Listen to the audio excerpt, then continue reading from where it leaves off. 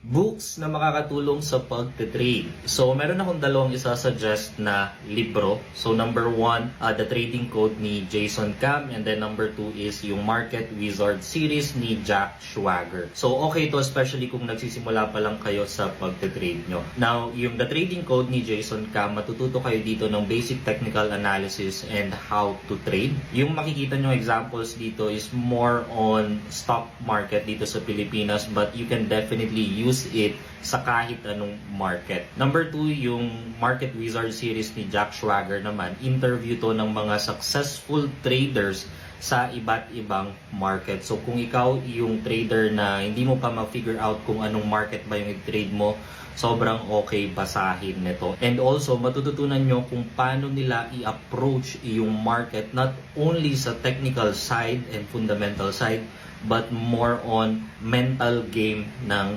trading. So again, yan yung dalawang books na i-recommend kong basahin nyo. The Trading Code ni Jason Cam and Market Wizard series ni Jack Schwager.